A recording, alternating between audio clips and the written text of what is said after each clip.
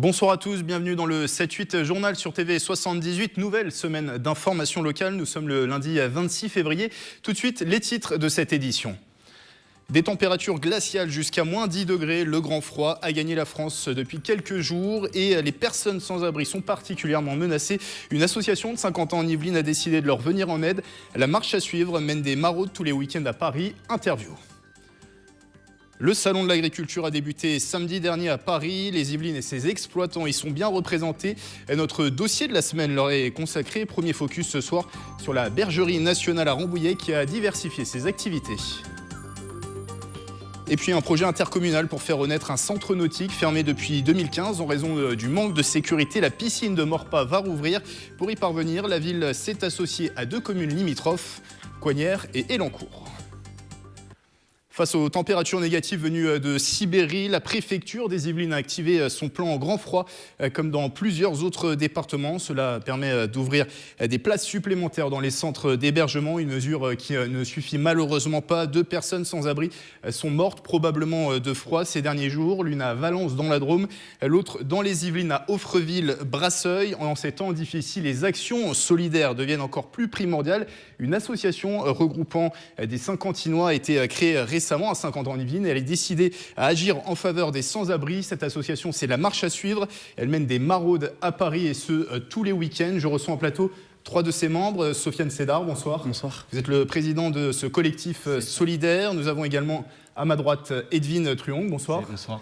Vous êtes le trésorier de cette association. Et Enes Ideraïs, bonsoir. Bonsoir.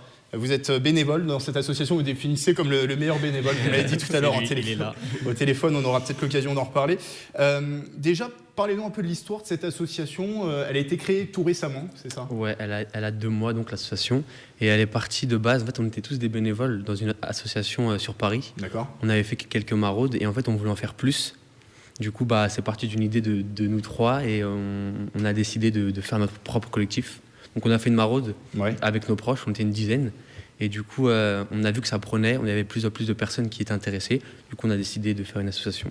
Alors pour la présenter, on a dit elle fait des maraudes tous les week-ends à Paris, c'est ça cette association? Voilà. L'objectif c'est de s'organiser la semaine afin de fournir tous les week-ends de la nourriture, des vêtements et ce qu'on appelle des kits d'hygiène aux sans-abri sur Paris et notamment sur le quartier de Châtelet-Les Halles. D'accord. Donc ça s'organise sous forme de package ou de kit. Donc dans ce kit on essaye de fournir en fonction du temps et des températures et des semaines, donc soit un plat chaud, soit un plat froid, avec une bouteille d'eau, que ce soit aussi un jus de fruits ou un fruit ou une compote, un paquet de chips ou un paquet de gâteaux.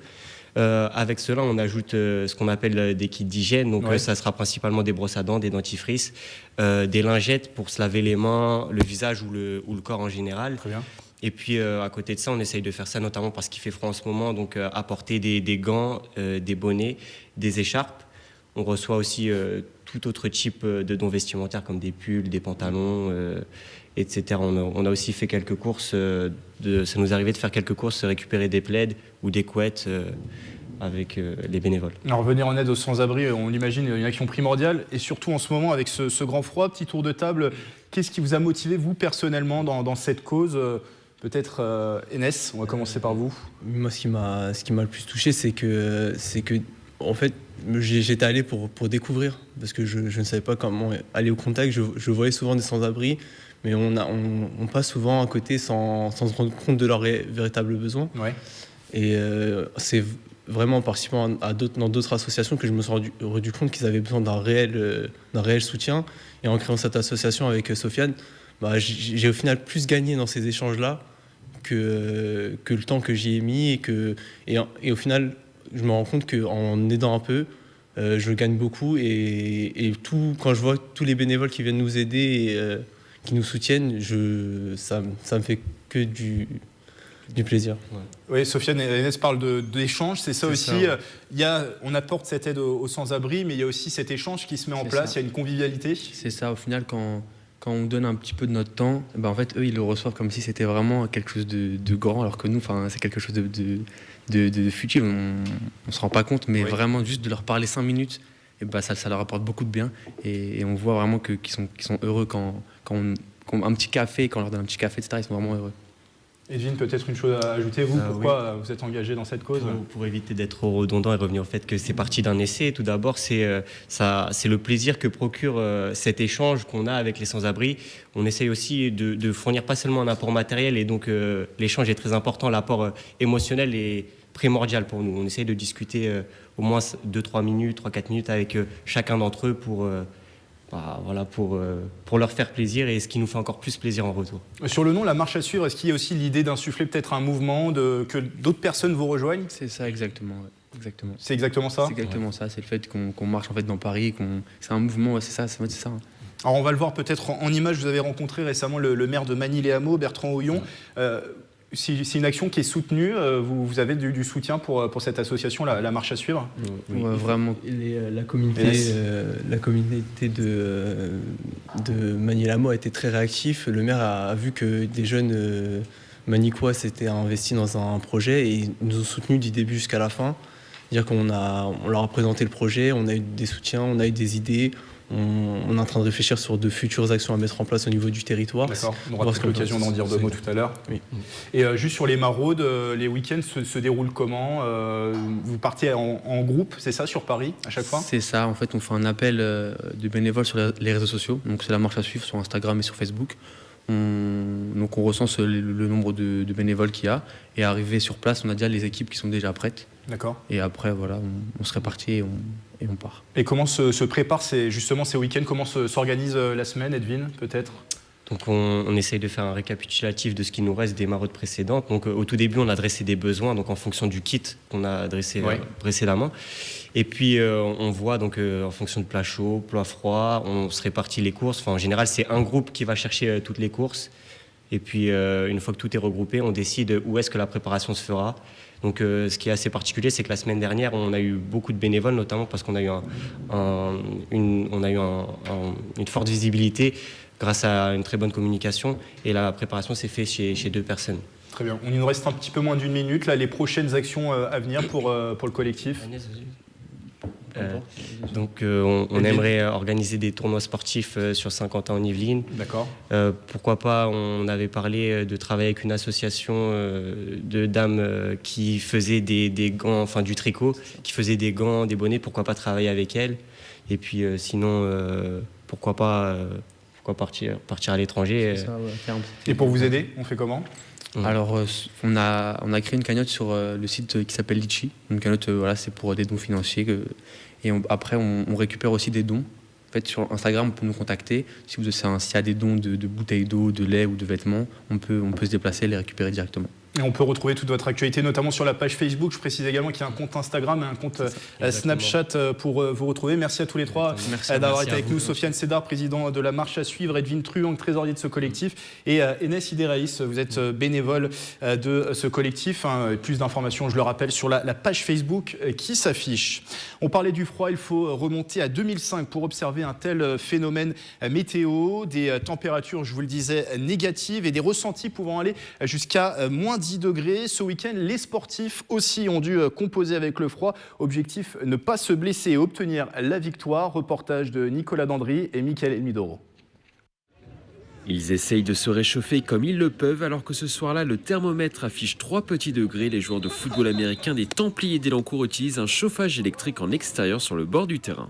Forcément, le froid, on a les mains qui frisent et pour attraper des ballons, c'est un petit peu moins facile, mais ça fait partie du jeu, ça ne se contrôle pas, donc il faut faire avec, c'est tout. Objectif, éviter les blessures au niveau des mains.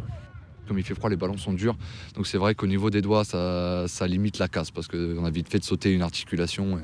Mais par contre, l'avantage du froid, c'est qu'on a moins mal, on le sent moins. Le staff a également improvisé un échauffement pendant la mi-temps pour éviter cette fois-ci les pépins musculaires. On est revenu un peu plus tôt sur le terrain pour avoir le temps de faire un bon échauffement, pour être sûr d'être prêt à repartir et remettre les gars dedans. C'est vrai que sur le premier drive en attaque, ils ont eu du mal à se remettre dedans, mais une fois qu'ils se sont réchauffés, après 2-3 coups de casque, c'était reparti. Le lendemain, les températures tombent à moins de 3 degrés en plein après-midi sur le stade Gilbert Chansac de Trappes. Pour combattre le froid, les joueurs ont élaboré des stratégies. Une paire de chaussettes, le cycliste, en dessous la crème, mais elle se voit pas.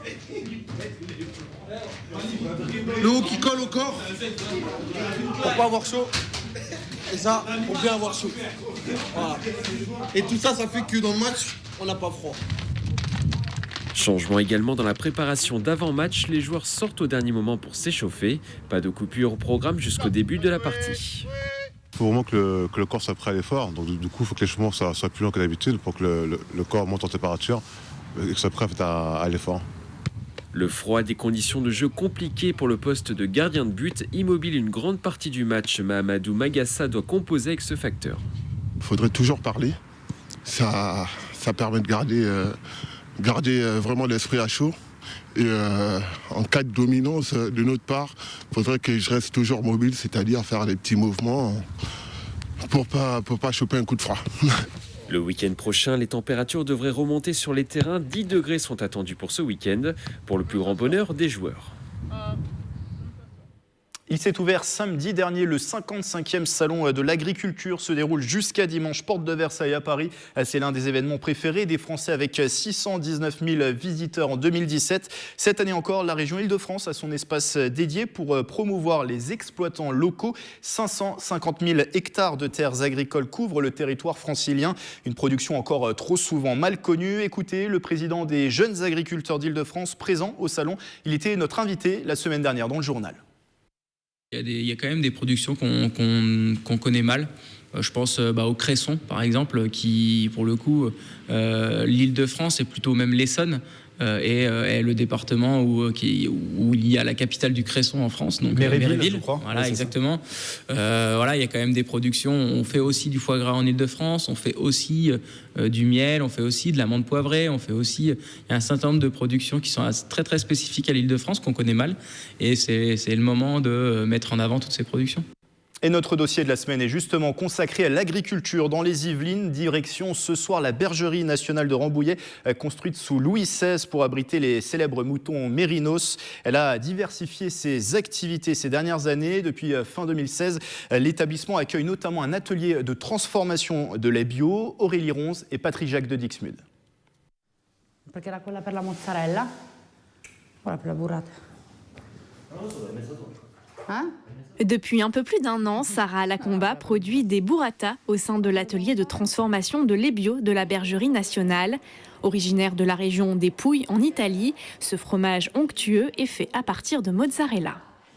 Il y a une grosse partie de ce travail qui se fait à la main, notamment l'effilochage de la mozzarella. Et après, on s'aide avec la façonneuse pour sortir nos feuilles. Et ensuite, on pèse tout ça. 4 personnes travaillent ici en basse saison, comme c'est le cas actuellement. L'atelier accueille également un autre partenaire, la ferme de Sigy, qui transforme une partie du lait en yaourt. Des produits bio, évidemment, puisque le précieux nectar blanc a été certifié biologique en mai 2016. Une consécration pour la bergerie nationale et sa 60aine de vaches laitières. Nous fournissons le lait. Pour vous donner un ordre d'idée, c'est à peu près 1000 litres de lait produit chaque jour qui sont transformés sur place. Le lait entre l'étable et l'atelier de transformation ne parcourt que 300 mètres environ. Un circuit court qui permet à la ferme de Sigy de produire davantage de yaourts bio. Pour la société Otanta de Sarah Lacomba, il n'y a que des avantages à être ici. On est à circuit fermé. Donc, quelque part, le lait qui est produit n'est produit que pour nous et pour la ferme de Sigy. Donc il y a aussi vraiment une attention de la part des éleveurs vis-à-vis des qualités que le lait doit avoir pour qu'il soit convenable pour nos fromages. Donc c'est exceptionnel. Depuis plus de 20 ans, la bergerie nationale travaille sur le thème de l'agroécologie. Cet atelier de transformation de lait bio était donc la suite logique. Et aujourd'hui, grâce à ce partenariat, nous savons que nos produits sont commercialisés essentiellement en Île-de-France. Donc nous produisons bien et nous commercialisons bien et local. Des burrata extra fraîches qui se retrouvent notamment à la carte de restaurants et palaces parisiens. Un fromage à déguster plus particulièrement au printemps, car c'est à cette période qu'elle serait la plus savoureuse. À 50 ans en Yvelines, après 3 années de rebondissement, l'horizon du centre nautique de Maurepas s'éclaircit. La ville et les communes d'Elancourt et de Coignères ont choisi de s'associer pour avancer sur le projet en piscine intercommunale. Les précisions avec ce sujet de Mélanie Poquet et Quentin Lefrère. 7 avril 2015, Grégory Garestier, le maire de Maurepas, ferme son centre aquatique pour raison de sécurité. La structure devrait renaître grâce à une association avec Coignères et Elancourt. On est 3 communes touchées, vous le savez, parce que aussi il n'y a pas eu l'entretien nécessaire qui a été fait auparavant, il y a quelques années. Donc bien sûr, on est 3 communes fortement touchées, nos enfants aussi, et bien sûr, il faut accélérer tout cela. Et en même temps, c'est aujourd'hui plus difficile de trouver les moyens. Une intercommunalité aidée par Saint-Quentin-en-Yvelines. La communauté d'agglomération a débloqué 2,4 millions d'euros pour le projet. Nous sommes lancés dans la procédure de l'assistance à maîtrise d'ouvrage en concession avec une délégation de service public pour la gestion de ce futur équipement et sa construction. Donc nous avons délibéré, les 3 villes, pour lancer l'AMO qui va nous aider à constituer le projet dans le détail avant de lancer les appels d'offres en concession. C'est une concession sur 25 ans. Nous allons confier donc à un délégataire et à ses risques également. Nous allons confier à un concessionnaire. Nous allons confier le financement, la maintenance de l'établissement, le fonctionnement de l'établissement et les différentes gestions qui peuvent concerner les renouvellements d'équipements, notamment pendant la période des 25 ans de concession. Une concertation avec les habitants va être lancée dans l'année. La destruction du bâtiment actuel devrait être effective en 2021. Il a rouvert au public depuis le 17 février, au tout début des vacances d'hiver. L'espace Rambouillet est lancé dans sa saison 2018. C'est jusqu'au 11 novembre prochain. Pour en parler, Ambroise Graffin, bonsoir. Bonsoir. Vous êtes le directeur de l'espace Rambouillet. 250 hectares de nature, dont 193 sauvages. Idéal pour observer les animaux. On va y venir dans un instant. Le parc était en sommeil depuis 2 mois et demi. Pourquoi était-il nécessaire ce repos hivernal ? En fait, pour plusieurs raisons. La première, c'est un petit peu préparer la saison d'après. D'accord. Clairement, il faut entretenir les installations. Aussi un petit peu apurer les vacances de tout le personnel en fait, qui est extrêmement sollicité durant le reste de l'année. Ça, on l'oublie un petit peu parfois. Et puis, c'est une manière aussi de prendre du recul et de préparer des nouvelles animations, des nouvelles activités pour la saison d'après. Est-ce que c'est nécessaire aussi pour les animaux de l'espace, ce temps de repos, ce repos hivernal ? En fait, je dirais que c'est pas forcément une contrainte. On ne pense pas à ça au moment de cette période-là, quoi. Alors pour ceux qui ne connaissent pas justement l'espace Rambouillet, que faut-il savoir ? C'est un espace en forêt sauvage. Quelles espèces y vivent justement dans cet espace ? Alors c'est un espace qui existe depuis une quarantaine d'années, qui a été créé et qui est géré par l'Office national des forêts, et donc qui est situé au cœur de la forêt domaniale de Rambouillet, sur 250 hectares.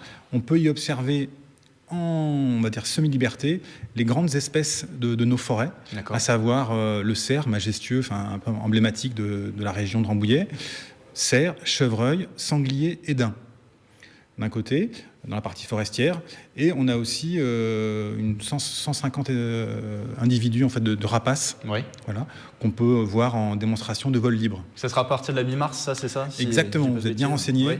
Les oiseaux, en fait, ils ont encore besoin de refaire tout leur plumage. Et après, ils ont une période aussi où on travaille sur leur poids pour les faire diminuer en poids, être un peu dans leur poids de forme, comme des sportifs, pour qu'ils puissent bien voler et surtout revenir. Et le fait que ces animaux habitent dans un habitat naturel, justement, est-ce que ça joue aussi sur le fait qu'ils vont être moins stressés ? Ça joue, ça ? Oui, alors en particulier pour les grands animaux, parce que les grands animaux dont je vous ai parlé, qui sont dans la partie forestière, la grande particularité à l'espace Rambouillet, c'est qu'en fait, vous pouvez les observer sans barrière. À partir du moment où vous franchissez la clôture qui donne accès donc, aux 180 hectares, vous vous retrouvez face à face avec autour de 200 grands animaux qu'il faut aller débusquer. D'accord. Et il faut les suivre un petit peu. Il y a un travail d'observation et puis un peu de magie en fait, qui s'opère, quoi. Alors là, on est à la fin de l'hiver, c'est bientôt le printemps, même si on ne s'en rend pas compte avec les températures actuelles. Est-ce que c'est un moment idéal pour observer les animaux ? C'est un moment privilégié parce qu'en fait, il y a toujours pas de feuilles sur les arbres, donc vous avez une meilleure vision. Et puis c'est une période particulière, c'est la période pour les cerfs où les bois tombent. Donc ça permet de voir des spectacles saisissants, quoi. Donc plusieurs aussi animations, des activités qui sont proposées sur place. Là, pendant les vacances en cette période, quelles sont les possibilités justement à l'espace Rambouillet ? Alors, durant cette période, on a pour les individuels en fait, des animations spécifiques qui tournent autour des métiers, qu'on a sur le site, à savoir donc animalier d'un jour ou forestier d'un jour. Tout simplement, c'est pour 1 ou 2 personnes, vous pouvez accompagner donc un professionnel pour aller soit donner à manger aux grands animaux et puis les approcher de très près. C'est-à-dire qu'il y a une idée de loisir, mais aussi peut-être un côté ludique, pédagogique pour être sensibilisé à la protection de l'environnement, à la protection de ces espèces. Complètement. Et là, l'idée, c'est en fait de faire participer, tout simplement. D'accord. C'est un peu l'idée un peu générale. Vie ma vie. Là-dessus, c'est vie ma vie de forestier ou vie ma vie d'animalier. Et on le décline plus tard dans la saison aussi avec le fauconnier. Et le fait que ça soit géré justement par l'Office national des forêts, c'est un plus. On imagine des professionnels qui vont pouvoir parler aux visiteurs, qui vont pouvoir leur donner des informations importantes. Oui, après, il y a un côté vécu, authentique. On va dire qu'on peut... on n'a pas besoin de se forcer, je dirais, pour sortir des anecdotes. Enfin, c'est notre quotidien. Et sachant qu'on ne travaille pas uniquement sur l'espace Rambouillet, on travaille aussi un petit peu autour, notamment sur la partie forestière. Donc on a la possibilité aussi de donner un retour sur la gestion forestière plus générale, quoi. Il nous reste 30 secondes. Les grands temps forts là, pour cette saison 2018 ? Pour cette saison, on aura une présentation de spectacle de rapaces avec des surprises.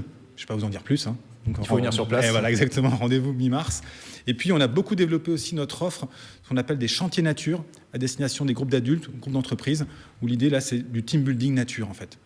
Merci. Venez nous aider. Voilà. Merci Ambroise Graffin d'avoir été avec nous, directeur de l'espace Rambouillet, et tous les horaires, toutes les informations sur les tarifs, notamment les animations, vous pouvez les retrouver sur le site internet de l'espace Rambouillet qui s'affiche en bas de l'écran. Et merci beaucoup. Merci à vous. On reste à Rambouillet pour cette dernière semaine de vacances d'hiver. Le château de Rambouillet a besoin de l'aide des enfants. Le roi de Rome a perdu un jouet auquel il tient beaucoup. Les enfants de 4 à 6 ans ou jusqu'à samedi pour le retrouver. Mélanie Poquet et Quentin Lefrère ont participé ce matin aux recherches. Regardez. Le petit roi de Rome est parti faire sa leçon d'équitation, il avait perdu son jouet. Et je l'ai vu pleurer, et ça m'a rendu triste. Pour retrouver le jouet du roi de Rome, cette domestique a eu une idée. Demander à des enfants de retracer une des journées habituelles de l'Aiglon, le fils de Napoléon Ier. Napoléon Ier, il a récupéré le château de Rambouillet lorsqu'il accède au pouvoir.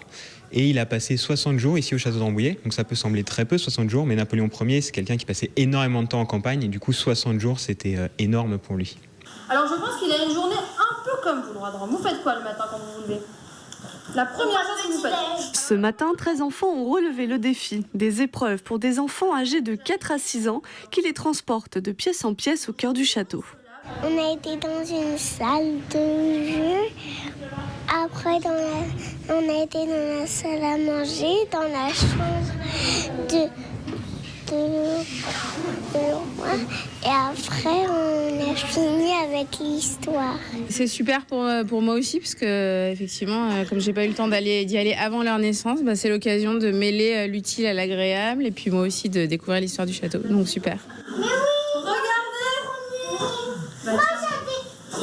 Vous avez vu la balle ? À votre avis, qu'est-ce qui a pu se passer ?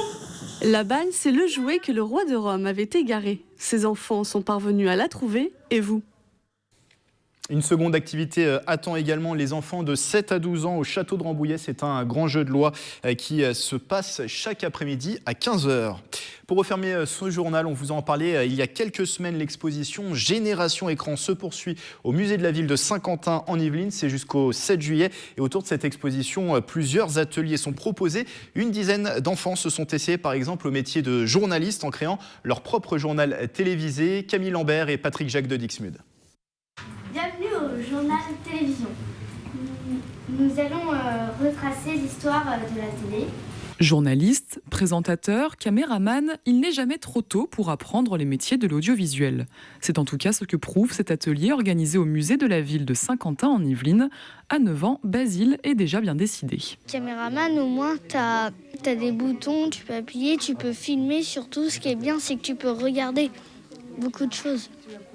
Préparer un journal, construire un reportage et choisir ses intervenants, le tout sur fond de l'exposition Génération Écran.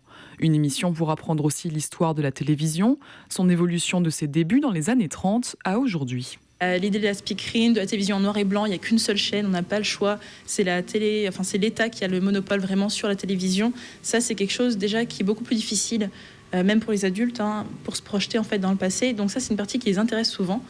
Et après, ce qui est important, c'est de comprendre que c'est un média en constante évolution. Que tout le monde n'a pas eu la télé en même temps. Je pensais que tout le monde allait la voir en même temps, à la même époque. Ça m'a reconnecté avec mon enfance. Ça m'a permis de partager avec mes enfants des choses comme les dessins animés, des émissions cultes, Dorothée Club, des choses comme ça. De leur donner un aperçu en fait de ce que moi j'ai vécu. Un plongeon dans le passé, mais aussi un aperçu du futur. Prochain atelier le 2 mars. D'autres dates sont à venir pendant les vacances d'avril. Oui, avoir un problème aux yeux, je ne vois pas bien effectivement. Justement, donc j'ai ces deux modèles-là qui pourraient vous convenir. La prochaine génération qui arrive, c'est la fin de ce 7-8 journal, replay et reportage à retrouver sur notre site internet et notre application mobile TV78. Excellente soirée et très bonne semaine à tous.